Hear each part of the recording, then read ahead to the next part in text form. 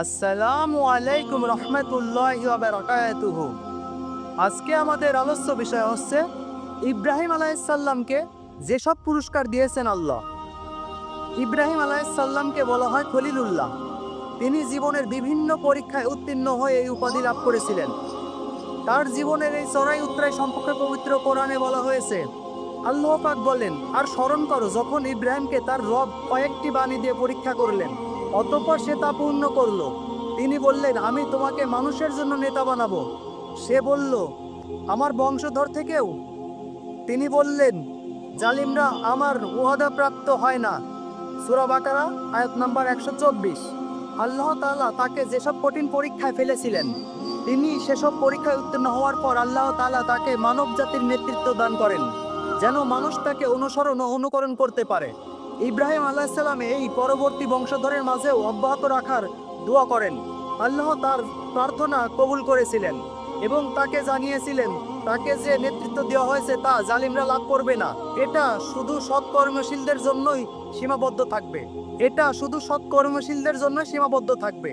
যেমন আল্লাহ তাআলা বলেছেন, আর আমি ইব্রাহিমকে দান করলাম ইসহাক ও ইয়াকুব, এবং তার বংশধরদের জন্য স্থির করলাম নবুয়ত ও কিতাব। আর আমি তাকে তার প্রতিদান দুনিয়ায় দিয়েছিলাম এবং আখিরাতেও তিনি নিশ্চয়ই সৎকর্মপরায়ণদের অন্যতম হবেন। সূরা আনকাবুত আয়াত নাম্বার 27। অর্থাৎ আল্লাহ তাআলা ইব্রাহিম আলাইহিস সালামের আত্মত্যাগ ও অন্যান্য সৎকর্মের প্রতিদান দুনিয়াতেও দান করেছেন এবং তাকে মানুষের প্রিয় নেতাও করেছেন। যারা ইব্রাহিম আলাইহিস সালামের দাওয়াতে হেয় প্রতিপন্ন করতে চেয়েছিল, তারা সবাই দুনিয়ার বুক থেকে বিলুপ্ত হয়ে গেছে, এবং এমনভাবে বিলুপ্ত হয়ে গেছে যে আজ দুনিয়ার কোথাও তাদের কোনো নাম নিশানাও নেই। কিন্তু যে ব্যক্তিকে আল্লাহ কালেমা বুলন্দ করার অপরাধে তারা জ্বালিয়ে পুড়িয়ে ছাই করে দিতে চেয়েছিল এবং শেষ পর্যন্ত তাকে সহায় সম্বলহীন অবস্থায় স্বদেশ ভূমি ত্যাগ করতে হয়েছিল, তাকে আল্লাহ এমন সফলতা দান করেন যে দুনিয়াতে তাকে উত্তম স্বচ্ছন্দ রিজিক, প্রশান্ত আবাস, উত্তম নেককার স্ত্রী, সুপ্রশংসা প্রদান করা হয়েছিল।